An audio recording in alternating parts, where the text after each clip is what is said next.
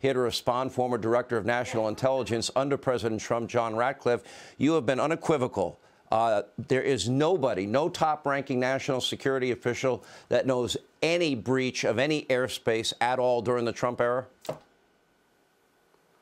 You've heard from all of them, Sean. They've come on one after another. We've all denied it. And that's why you see the Biden administration, trotting out one alibi after another. This is the, cleanup on aisle 9 that we see after every one of their national security disasters. And there have been a lot where it's, well, let's blame Trump or say that the Trump administration did it too. And in this case, Sean, it falls apart from the beginning. As you correctly pointed out, your viewers know they didn't learn about the Chinese spy balloon from the Biden administration. They didn't learn about it from NORAD. They didn't learn about it from the Department of Defense. They learned about it from two guys standing in a parking lot. The first guy saw it with the naked eye. The second guy took used a telephoto lens to take pictures that were published.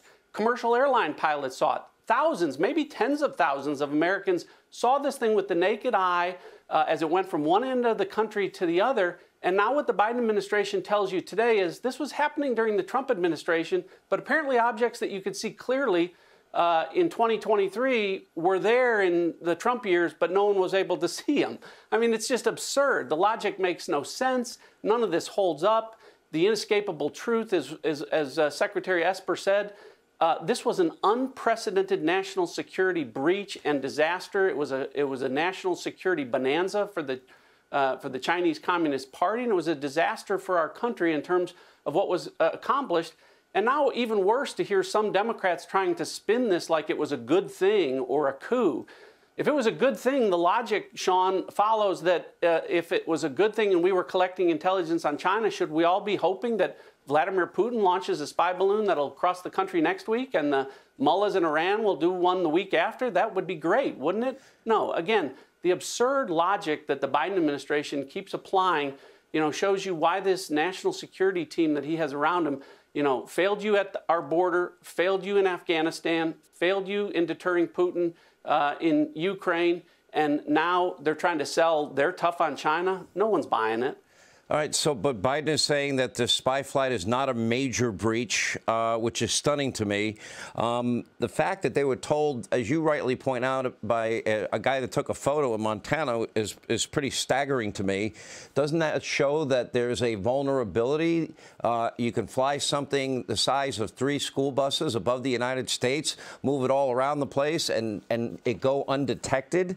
Wouldn't that open us up to a potential bioweapons attack? An EMP attack, some kind of even perhaps a nuclear attack? And then we have the NORAD commander telling us he's not ruling out aliens or extraterrestrial beings. Do you ever hear about extraterrestrial beings as Director of National Intelligence? Well, we do have unidentified aerial phenomenon. That's clearly not what anything here. These are slow-moving, drifting, the numbers 2, 3, and 4 that have been shot down recently.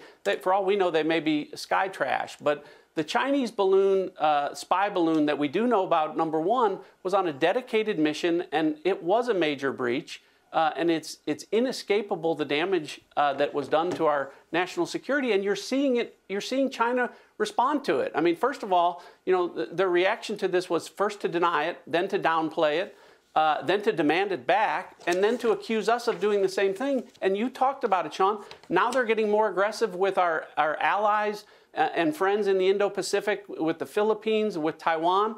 Why wouldn't they? There's been no deterrence from this administration with respect to China, and I only see this getting worse. Well, we appreciate it, Director Ratcliffe. Scary scenario. I think a vulnerability that I never thought would exist in our lifetime is right there hovering above our airspace. Pretty scary.